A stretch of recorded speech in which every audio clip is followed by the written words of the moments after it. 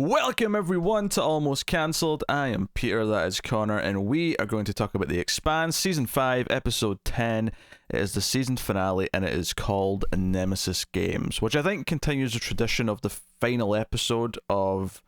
Not the season per se, although it's mostly been that recently, but the final episode of whatever book being the title of the book. I think that's been a consistent thing since the... Yeah, I definitely remember it happened at least a couple of times, so yeah. I'd hazard a guess it's been all of them. I think it's been everyone, because as soon as I saw the title for this one, yeah, that sounds familiar. I think I've seen this just on the list of books as a title. So a lot of big stuff here, a lot of action-packed stuff. Maybe one of the best space battles in the history of visual medium, perhaps. That's a bold claim. Well, I say that it's definitely in terms of grounded space battles. I mean, if you're a fan of it's a much smaller pool, admittedly. Yeah, I mean, if you're a fan of frivolous Star Wars space battles, then yes, maybe you don't agree with that statement. But if you like a more hard-hitting space battle that is tense and exciting, then I think that the difference is, and I don't mean this, Star Wars space battles are inherently dogfights for the most part. That's what they're based on, as in old fighter pilot style. So it's a very different type. But I mean, how can you really compare the two? I'm already bored by this. I wanted to make a dig at Star Wars. I will not let it stand. I don't need you defending it. This is obviously, I think the bigger talking point. There's a couple of big talking points coming out of this episode. Let's get the meta one out of the way. Let's get the death. Let's talk about Alex. I'm really intrigued because there were some tweets and interviews asked to the showrunners, was this reshot or not? And they were very cagey and wouldn't really give a straight answer. Well, I actually watched the episode twice, so in the second time especially, I was paying attention to a lot of things because I had a lot of thoughts after the first time. Now, before I even talk about what they've done here to sort of pull this off, it's pretty much the best they could. I mean, in terms of like we have to write this character out the show, it wasn't necessarily planned for.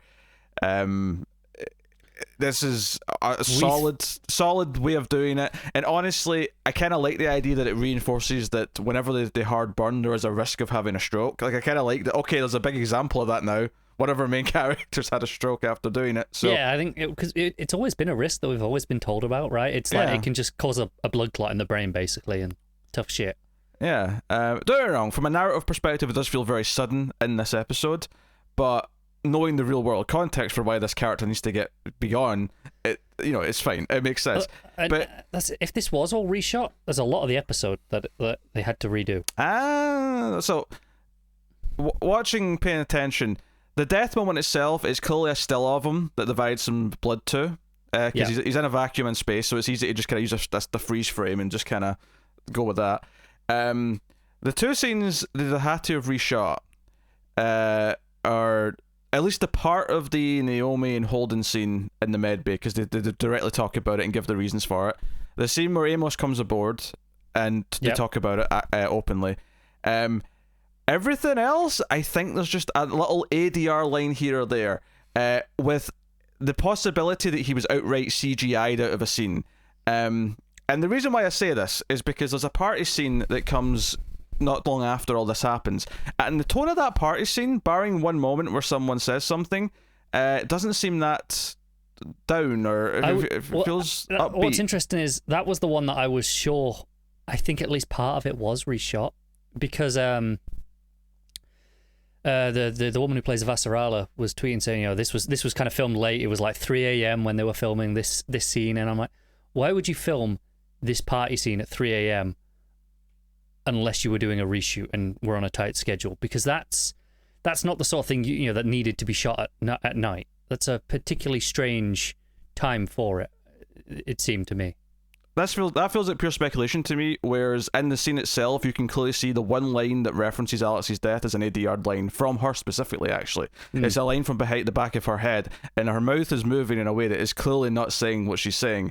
About saying sorry for because Bobby's just said sorry for your husband's loss, the loss of your husband, and Vasarala again over the shoulder And from the movements of her cheek, it's one of these things where I don't really pay attention to it much, but if you're looking for it when you're looking for stuff like this, if you're into the nitty-gritty of the filmmaking and how did they pull this off, if you pay attention, you can really tell that her cheekbones are not making the words that we're hearing, which is sorry for your loss too.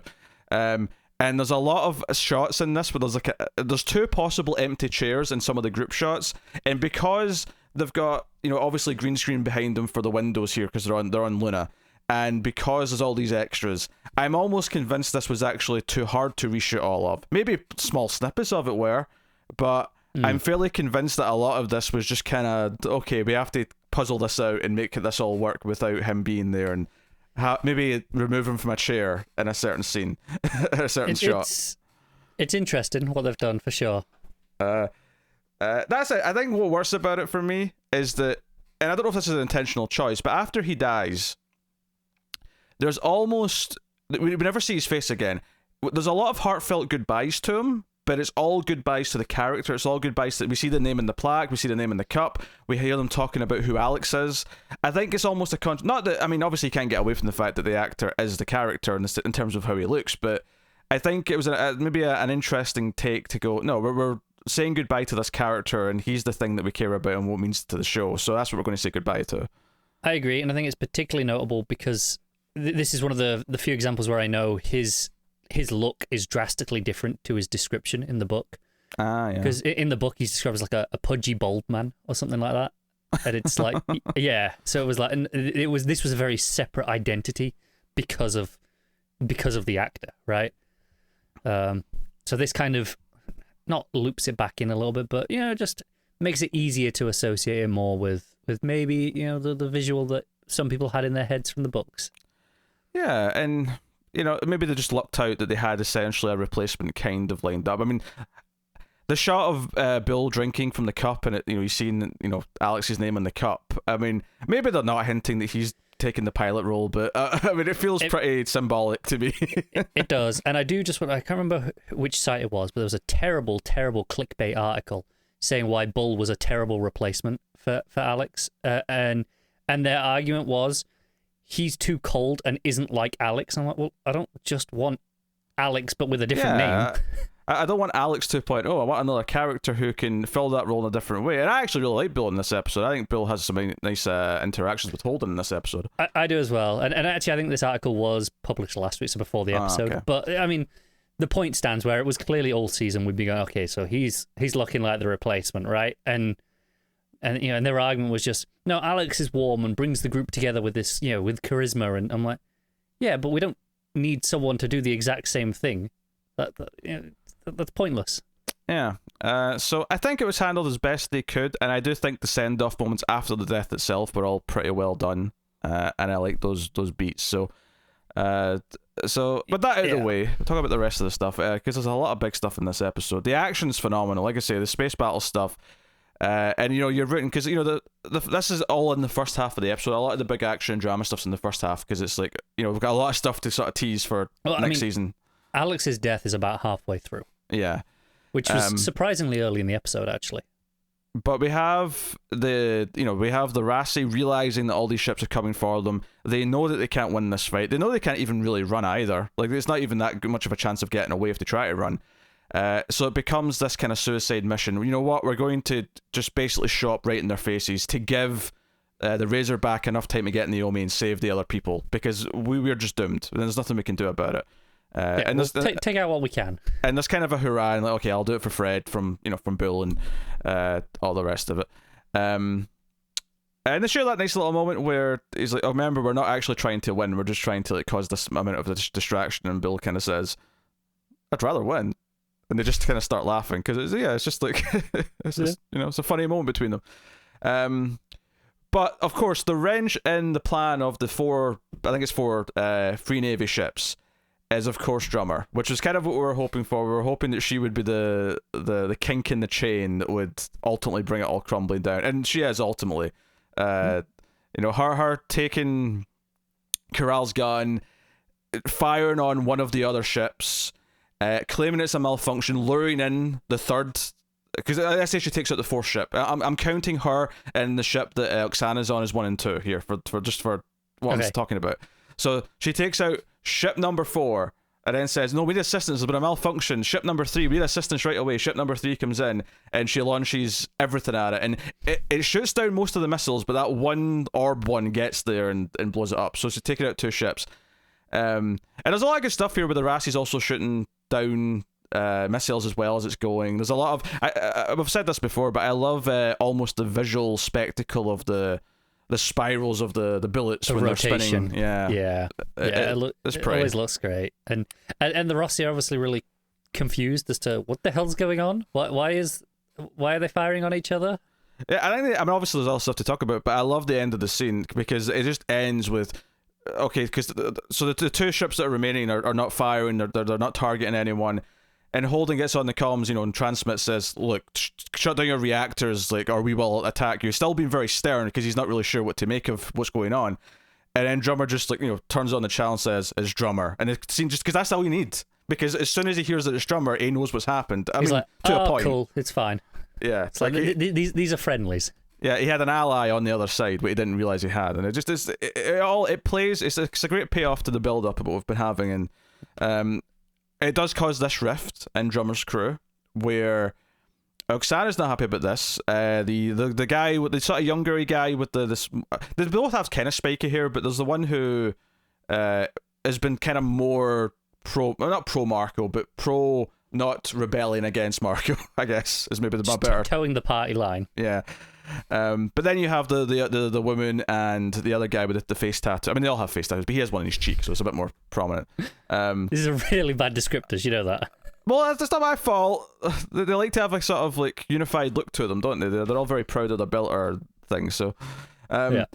But it causes this rift and they kind of split up, and it's and there is a concern here. Is okay, what's going to happen? But I do like that there's consequences. That Marco, when he realizes what's happened, he takes the crew member that was swapped aboard their ship and puts him out the airlock and sends the video to Drummer, and this is what causes the fight that splits them up. Yeah, actually. That's the inciting incident, because in the heat of the moment, they all kind of just go along with it. Well, not all. In fact, very specifically, the factions that I said split are actually because when Drummer goes against Corral, younger dude tries to fight off Drummer, and then the lady jumps in and kind of hits her and de-escalates the whole thing. And meanwhile, on the other ship, Oksana tries to stop the other guy who ultimately sides with Drummer from firing things to the other ship. So that's true. So the divide's actually there in the battle scene as well. But then once they see this, and it's like, okay, we're clearly in a rift. We're clearly this is this is irreparable now. And I mean, it's not surprising it came to this. And I mean, hostage taking throughout history has never worked in this context. It's been tried in royal political systems for thousands of years. Never ever works. I don't know why they think it will, but yeah. I mean, Marco's a flawed individual, I think. he clearly hasn't read enough history. Earth history specifically, I guess. I don't know if Belter history has maybe examples of hostages working.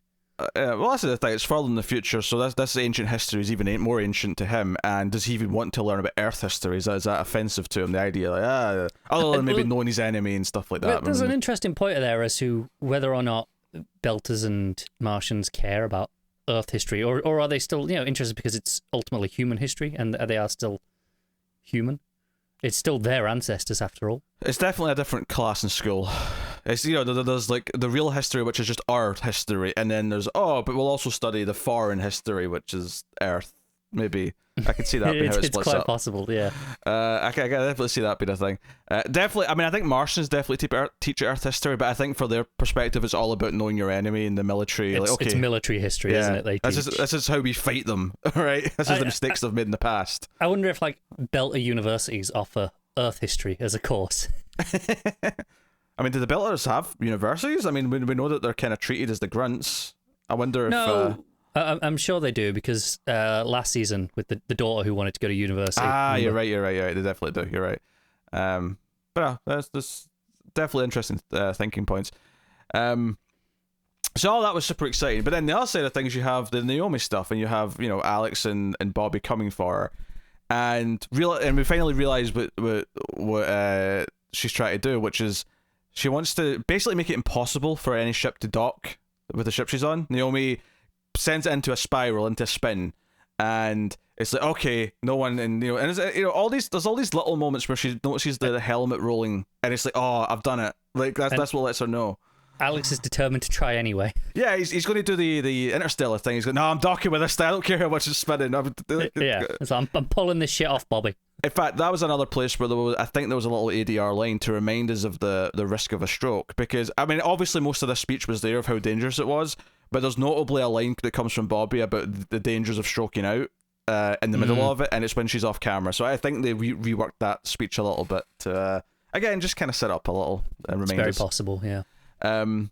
And when she sees that they're still coming, and she calls him a brave idiot, which she reminds herself of because she feels guilty about it for the rest of the episode, she makes this choice to put on the suit, which again has no oxygen, and it's always so beautiful about her jumping into space in the suit that has no oxygen tank or anything like that, is that we've seen clearly, and she knows exactly, essentially, how long she can hold her breath in this thing. Like, given how much oxygen just sort of naturally collects in it before she closes it up. Yeah, she's been doing it consistently for the last, I don't know, couple of days, however long it's been for her, over and over.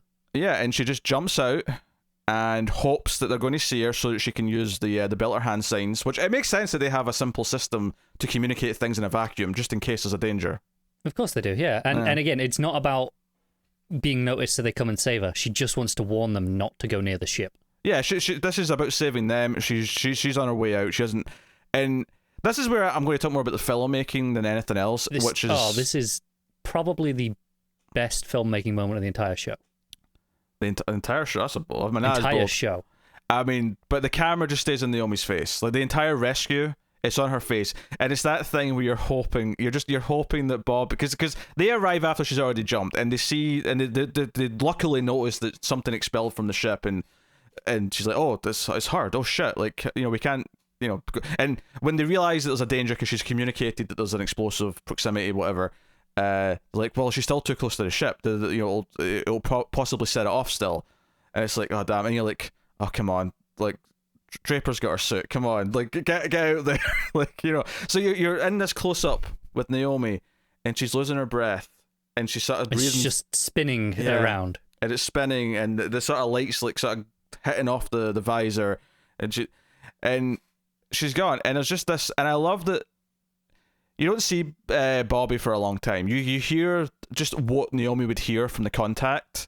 As she's just behind her, plugging in the oxygen. Yeah, and then obviously she breathes when she's like, oh, the oxygen comes in, and the music coming in, and just like her crying as she's being rescued. It's just she's been through so much shit, through so much hell, that this was such a cathartic rescue moment. Because so much of this is about not leaving people behind. It's about being there for the people who are around, and I think that's why it's really great when she's upset about what happened to Alex later, particularly when Amos shows up, and she says, like, I know you were friends, I know he was close to you or whatever, and he says, what, he made a stand to save someone he cared about, to save family. If I've got a choice on how I go, that's how it's going to be. I was tearing up a little bit at multiple points in the back half of this episode. Oh, it was great stuff consistently. The drama's phenomenal this season, and yeah, I mean, so you've got all this riveting action and the suspense of the drama of Naomi, all the action of the spaceship battles, all of this. So the first half hour of this hour-long finale is just non-stop, like, adrenaline. Like, you feel like you're in a hard burn, quite frankly. Yeah. The whole thing. That's a quote for the Blu-ray release. Yes. You may quote me on that at Alcon Entertainment. But wonderful stuff. And then, so then we get to all this interesting stuff after. And, there's a bit of a time jump, because obviously they get to Luna, because Amos, Holden's like, Amos is already there, so we'll go there and, rally up and see what's what. Yeah, not a huge jump, because Naomi's still, obviously, bedbound. Yeah. More or less. Yeah, it's not a huge jump, but it's enough that they've travelled to the moon. Yeah. And so there's a bit where there's a nice send off with Eric, where he drops the whiskey bottle, because Eric's obviously softened up enough. He's like, hey, I'm going to go out on a new planet and build my own new place and take my own corner again. And so there's a place for you, and Amos like, nah. And what I love about this more than anything is that throughout this conversation, even though he's having a heart-to-heart with Eric, and Eric's like trying to extend like an offer to be family again, all he's doing is watching that board that's saying what ships are docking, and it's like, the Rassies, it's coming in. It's docked. And he's like, okay, I need to go. But there's the funny moment with the whiskey bottle where I think it's tequila. Oh, tequila, sorry, yeah, where he drops it. But it's going slow enough because they're on the moon. It's like, hey, can someone grab that? Can someone? And no one does, and it just smashes.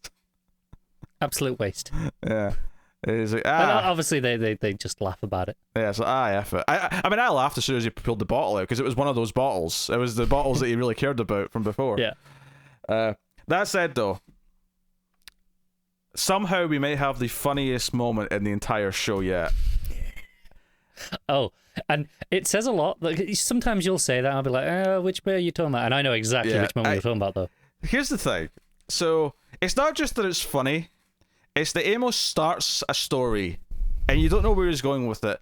But once he's said a couple of sentences and you start to get what his point is, you start to laugh immediately because you know what he's about to spring on Holden. Like, you know what he's going for, or specifically who he's about to spring on Holden.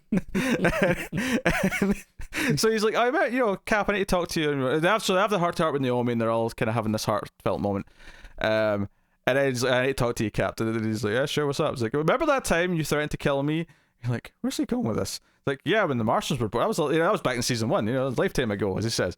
And he's like, yeah, but now we're good now, and we have each other's backs, and we're fat. And I was like, oh, and it's around this moment where you're like, oh my god, I know I know where this is going. And Han's like, yeah, of course, anything. And we're family now, and yeah. And it's like, yeah, we're family. Oh, good. I knew you'd understand, Cap. She's going to be with us for it. And it's like he almost looks to see who's coming, but then he just puts his hand on his shoulder and is like, no.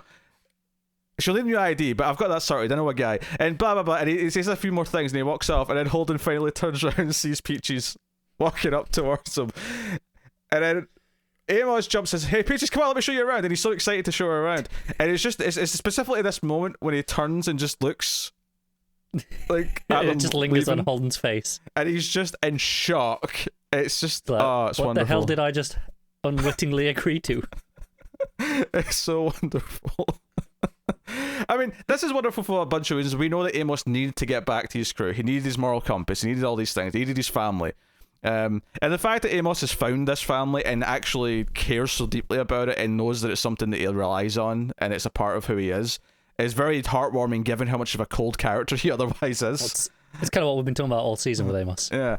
But this is the payoff to it, and then the fact that we're taking in this other stray, we're taking this other person who, has a grey background but needs to, find a home, and so and Vassarala obviously says a bunch of similar things. We've been saying it about the Rassi as well. That this is why they're the center of the show. This is what Marco hates. Is like we've got this mix of everyone on that ship, and she essentially says that very thing. But it's too happy at this point, so you're like, okay.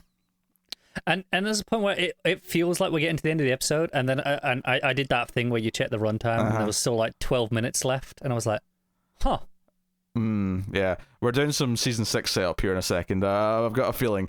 And sure enough to hear that there's an attack, not on Luna, not on Earth, but the ring. There's an attack at the ring, and it's on a delay, so they're getting it late. But 3 hours, I believe it was as well. So like way too late for them to do anything.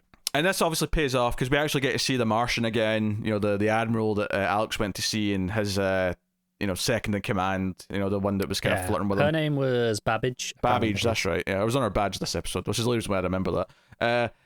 But we see them again, so it kind of pays off what the deal with the belt is, or the Free Navy is. Teases some big stuff for season 6, of course. So, I mean, first things first, they attack all the inner ships that are sort of guarding the ring. Including some missiles from inside. So the natural assumption is that Medina's been compromised with the Free Navy, which is not that surprising, really, given that Marcos had people pop up everywhere. And we know there was a lot of belters that went through over the past however long to try and make a new world for themselves. That's been a thing. Yeah, and it's like, so there's one missile that was fired from one of the ships in the ship battle that did not go towards the Rassi. It went somewhere else. And the speculation is that had the proto-molecule and that was being sent to the Martians because that was their payment for, for this, for giving them stuff, but also for this deal that we finally get to see, which is that this admiral from Mars has led a group of devout, loyal Martians who are basically going to try and build life on a new world that's separate from the rest of Mars, who have maybe drifted too much from the true beliefs, the core beliefs, and they're using the proto-molecule to build the world and their tech. And we see that, and we see this ship in the sky that they're building using the proto-molecule, and it's very ominous looking, which I'm sure is going to be a big deal next season. Yeah, and this is the idea, the true Martian ideal is it's not about Mars, it's about the community making the planet together. So they're on a planet called Laconia. That's what they've taken over. And because I was a little confused, because I watched this twice, and the first time I was a little confused. I thought they were trying to take, because for a second, but see when it cut to like, there's like one of the admiral's guys is on a planet, like, hey, the proto molecule's working better than we thought it would. I was like, is it terraforming Mars? Is that maybe Mars with all, because there's like, there's wind and there's like grass and stuff in the background. I was like, and it's not. They're on one of the. They've went through another ring. They've went through one of the other rings, and they're on Laconia. I got this more the second time, but. So when Marco says, you have your system and we have ours, I think it's very important to make clear here that when Marco says our system, he's still referring to, the solar system that Earth's in, right? He's still referring to that as his system. He's not claiming another world or another system beyond the rings. He's claiming he wants the belt still, essentially. But this Martian team have went through and they've claimed this other system through one of the other rings. So super interesting for a start, and obviously there's the big ending here, which is very open to a lot of speculation as to what actually happens here. But I got a big smile in my face because he has the whole thing where he's like, "Hey, Babbage, that bracelet's not regulation. We have to be strict about our rules. We have to be, hold them up to the highest degree." And so as she's handing it over, time freezes, and as soon as it froze, I sort of smiled because I'm like, "Oh, we're doing the alien being shit now. This is where we're teasing that for next season." And it looks like it did the last time we saw it, which is all the sort of big kind of shadowy tentacles kind of coming through and all the rest of it. But when the camera pulls out and we see it go through the ring into their new system, because they're presumably inside the ring right now. I believe that is so, yeah. Yeah. The ship's going through, but we don't see it on the other side. Now, that might be consistent with what we've seen before when they go through the gates. I think it is, yeah. But I did see speculation online, and even I thought it's the first viewing that did they just destroy the ship? Like, is at least on this gate have these beings gotten too severe? And on the second viewing, I didn't quite feel that way. It felt a bit more. It definitely feels sinister. Like, I feel like this is definitely a hint that it's building and like it's getting worse. Whatever this anger is that's coming from these beings is getting more severe. Yeah, I didn't get the impression that it had destroyed the ship. That never crossed my mind, and I'm not sure how much physical impact the crew on the ship would have even felt or noticed. I think it was more for our effect, because there's the thing, no one else had noticed these things before. It was like just Holden, right? Yeah, I do wonder though if it is going to start having an effect on them. It's not something they necessarily notice at first, but I do wonder if there's going to be some kind of effect traveling through the rings, or maybe specifically this ring. I wonder if certain rings are more susceptible. Although I don't know how many people are going to be traveling through this one, because they mentioned they've set up a minefield. Yeah, it's locked off now. Yeah. That's it. I don't think we're just going to forget about it. I mean, we might not see them for a while. Maybe they'll pop up intermittently throughout the season. But I don't think we're just going to forget about this new Martian colony. That's you don't set something up in the last 45 seconds especially of your season going into your final season to not pay it off. Especially later. Since the first half of the credits is like in the sky of this planet, Laconia, and it ends by sort of getting a clearer shot of that new ship that's proto-molecule based or enhanced. Yeah. So it is very ominous. It's a very ominous final shot in that mid-credits before it goes. It is. It just kind of goes in and out of the, I don't want to say cloud, but that's kind of the impression it has. Yeah. So, it's using the proto-molecule to try and clearly, like, the Martians think they can tame this proto-molecule. They think they can, like, sort of use it and not be overrun by it, which is interesting in and of itself, that if they've developed the ability to do that. Well, that's the thing. We can't just dismiss it out of hand and go, well, this is going to go badly. I mean, it probably will go badly, but maybe they know something that we don't. Well, I think that's the thing that Holden says. I think that's the key point there, is that they make a point of having that line of dialogue to say, hey, maybe they actually have figured out how to use this in some way that is... if not safe, maybe they're still being dangerous, but at least at least at first glance, it seems like they know what they're doing. It's not immediately apocalyptic. Yes, it's not just immediately, oh, we're all screwed like it was before whenever it attached to something. Because if Acerala brings Holden into the room, into the the cabinet, and they get all this information together. So it's I can't say the last 5 minutes wasn't super exciting. And it's funny because I think I've seen a lot of opinions of this season online that have been more negative and really claiming that nothing really happened, that it was spinning its wheels. And I don't really understand it at all. I do think some people don't really understand or have a very narrow view, is how I phrased it on Twitter, a very narrow view of what constitutes as stuff happening. Because I think from a character perspective, this might be the most packed season that we've had. Yeah, I think it's probably safe to say it's got the least action of any season. I think I'd give them that. Yeah, which isn't a problem. I mean, no, it's not a problem. I'm assuming that's what they mean by stuff happening is action. That's the only way that correlation makes sense. I don't think they mean action. I think it's maybe a bit more broad than that. I think they mean more specifically that larger mythology stuff moves forward. I think the people who think nothing happened this season are just upset that it spent most of its time focusing on a drama dispute between Naomi and Marco and focused on the Amos backstory. Because we did human villainy rather than alien villainy, basically. Kind of, I guess, yeah. And I don't understand it. I think this is one of the show's best seasons. I mean, there may be an argument to be made that it's the best season. I think it is the best season. I mean, again, recency bias, but yeah, that's how I feel. And we've kind of been saying this for a lot of the season. I'd have to rewatch the whole show before I'm making definitive statements about best that's season. Fair. And I might do it. I might do before season 6. I might do a. If I've got the time, I might as well. Yeah, I might do a marathon watch before season 6 just so everything's refreshed again. Grind to a weekly slog after you watch 40, 50 episodes, whatever it'll be. Yeah, I think it's been phenomenal this season. I think the character work, I think the performances, I think Naomi or Dominic Tripper I should say more specifically, I think her performance this season was above and beyond. It was I just thought that she was ever bad before, but she got so much to work with this season and she knocked it out of the park. I think Marco's a good villain. I think the Philip stuff is because maybe there was a little concern. I don't know if I even vocalized it, but when they introduced Philip in the end of last season, there was nothing wrong at the time, but it was kind of like, oh, there's a concern that maybe some of this family drama might not be compelling. It's the sort of pitfalls that TV can fall into. But everything with it this season, they knew how to handle it. They knew how to create drama out of it. To feel bad when he didn't, make the heroic turn. Sin was a character that they made me care about, even though he was never a good character on the side of good, if you will. And I felt bad that he died. And he was a really interesting character for sure. Yeah, I think all this stuff was great, and it feels so much like the actual battle because I'm assuming the Marco plot, because I essentially think of 4, 5, and 6 as the Marco trilogy of seasons, and I say that before having seen the next one, but it kind of feels like. But it has to have stuff with him by its nature. Yeah, I am so excited for it because that was the arc I started. I was like, can we just move on from Marco and do other stuff? I'm like, I am more excited about resolving. I want Holden to punch Marco in the goddamn face, and I want to bask in it. Actually, I want Naomi to punch him in the face. I want Amos to go further than both of those. I mean, let's do all of it.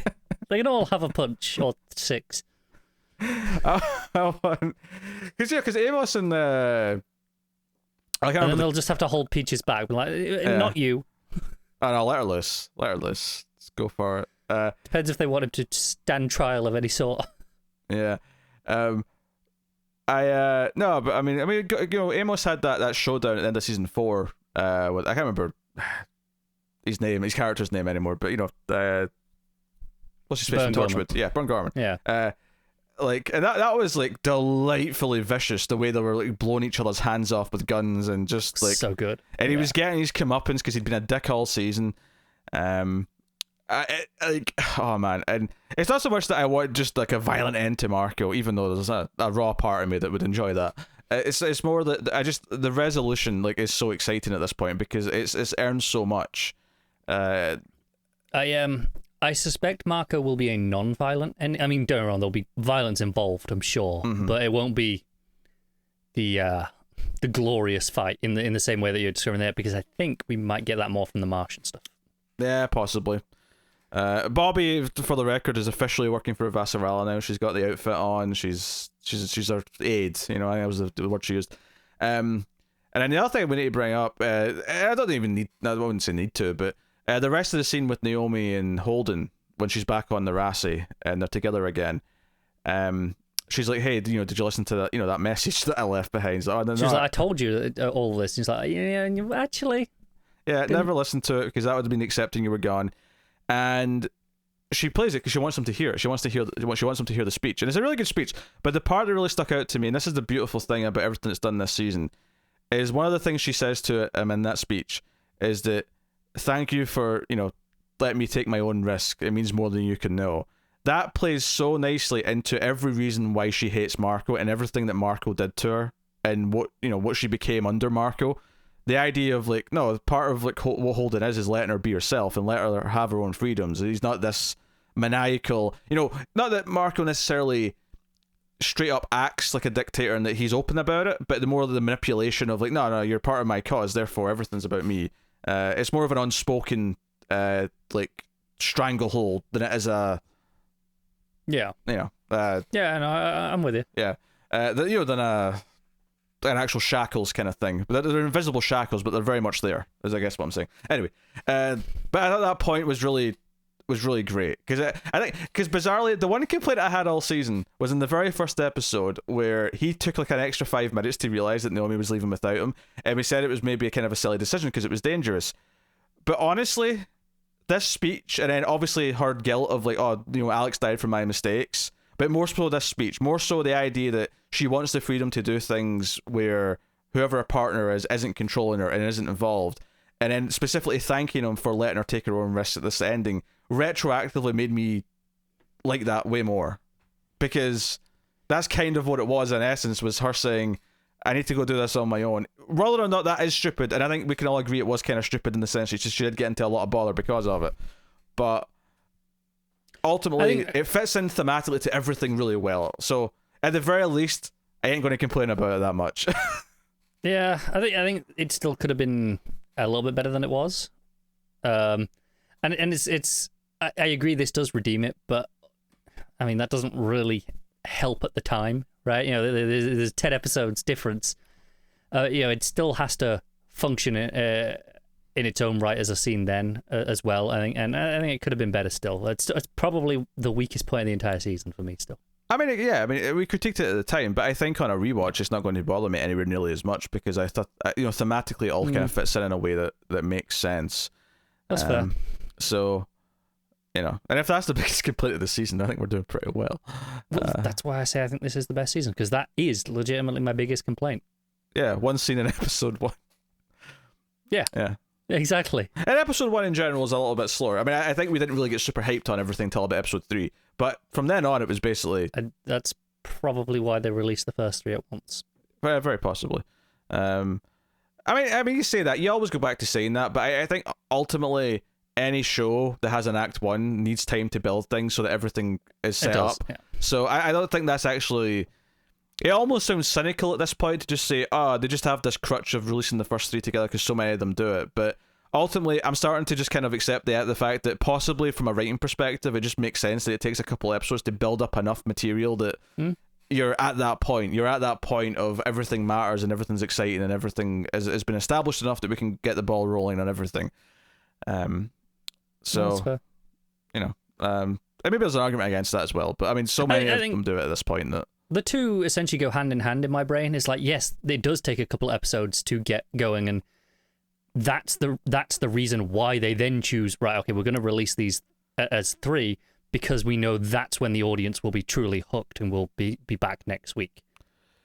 Yeah, I think there's an implication sometimes when we say stuff like that we're saying they made that choice afterwards because they realised they'd made a mistake and that, we'll have to put out the first few to... Oh, no, I don't mean it like that. I think it's more just... the broadcaster, Amazon in this case, hedging their bets a little bit, just playing it safe because those return metrics are all they have to show for everything. Oh, yeah. So they have to make sure it matters. Oh, Wheatley was better, by the way. Wheatley was the right choice. Next season should be Wheatley too. Yes. No, it will be. I'm sure it will. Wheatley was better. And I do. I mean, again, they're being tight-lipped about everything. If there is any plans beyond season 6 for anything, but I do genuinely believe there's a rough plan to do something beyond season 6, and I won't be upset if they don't.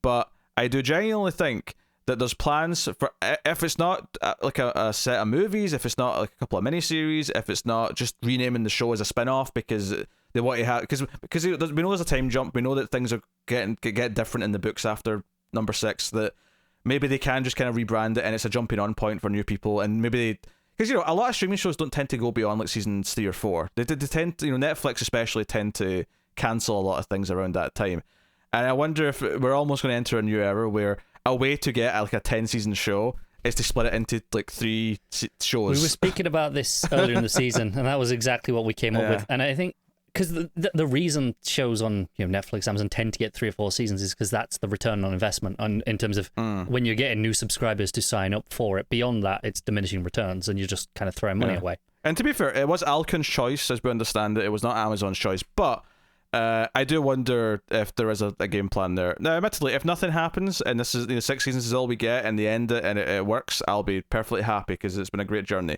It's hard not. The only thing I'm gonna be safe we're not gonna get is a prequel, because I know that the writers hate prequels as a rule. Well, they're right. I mean, name one that's not Better Call Saul that's good.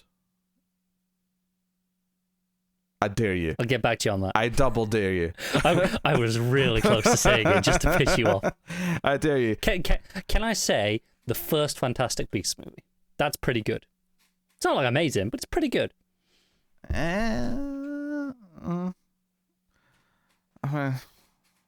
Second one, not so much. The first one's solid. You have to hit them as a set, though.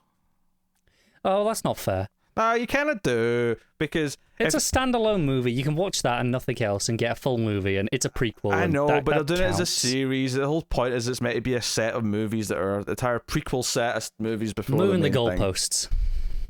No, I'm not. It's not like I'm just judging Better Call Saul season 1. I'm saying no, the entire goddamn thing is immaculate and wonderful and exceptional, and I'm judging the entire goddamn movie. Whatever. Prequels, 99 times out of 100 are garbage, and if they're not all, maybe not garbage, they're at best mediocre fan servicey wank jobs. Yeah, that's what a lot of them just end up being. But yes, no prequels, thank you. I trust these people. They know what they're doing. That's a good opinion. Good opinion to have. But yes, season was great. Finale was great. I have very little to critique. I mean, the only objective critique, if you didn't know anything that was going on, you'd probably think Alex's death was oddly sudden, and that would be a fair thing to say. But knowing the real world behind it, it's completely whatever. It's fine. It is, but also that's the way they killed him. Weirdly sudden is kind of the point. Right, like that can just happen to any of the characters at any time. That's as they say, it's a sudden way to go. There's no way around that. That is what I like about it. I do like that it kind of reinforces a danger they've been saying's there the whole time, and now we have a good example of it. Because otherwise, they probably would have never killed off a main cast member in that fashion. So, I mean, that's a silver lining to come out of this, I suppose. And honestly, I'm just impressed at how satisfying it is they managed to do it. Because all season we were like, how are they going to do this? So are we going to have like a really awkward just ending with Alex, and then next season it'll just be this glaring omission? I did not expect them to deal with it this season. I thought it would be between seasons and we'd get reasons at the start of next season. I was random dialogue at the start of the next season. It went back to his home planet. Yes, when we got to the moment where he's dead, I was like, I can't believe they're doing it in this episode. And I think, part of it's luck. I think because of this scene and how they could manipulate it and make him look like he died via stroke, I think this was very creative. Some of it was luck, given where they ended up with them and what was happening. But obviously, they had to rework a couple of things that was said. But I think this was neat, and it means that we can just start season 6 without having to care about it. Like we've dealt with it. We can move on. We're running into new things. I think objectively the best outcome we could have hoped for. Yes. This is absolutely the best. And it's still a nice send off for the character who we do actually like, even if the actor's a problematic person. There were points in, especially in this episode or early in this episode, where you're rooting for him because you're rooting for the character and he's saying stuff that we like the character saying, and then in the back of my head I'm like, I don't want to like you anymore. It's there as I'm watching it. There's no shutting it off. It's too associated with the actor as well, which is why I think they had to do this. I think it's better with time as well. I think if I rewatch this in a year before season 6, I think even knowing it the whole show, I think you'll be able to just accept this as the character more. The more you're divorced from it in time, the easier it is to accept it as just I think the product. Part of that as well is this is the first season we've watched with that knowledge, so it's kind of fresh. Yeah, I don't think anyone watching this in 20 years is going to be thinking about it at all. Probably most people who are watching in 20 years will probably never even know. It'll probably just be be a bit of trivia as to why he was killed off at the end of season 5 is that, and that'll just be your pub quiz. Yeah, it'll just be a bit of trivia. So congratulations to the actor. He made his entire legacy be a bit of trivia. Pretty much. That's what he did. So, there you go. The episode's fantastic. Season was fantastic. I have it's one of the best shows that's currently going, and the wait for next season is going to be painful. It's funny because Better Call Saul is one of the only other shows that it's in competition with. Obviously we're just talking about it. Yeah. And so who knows when they're going to get to shoot this? I mean, maybe it benefits that they shoot this, I think, in Australia. Maybe the things are a bit better there, right?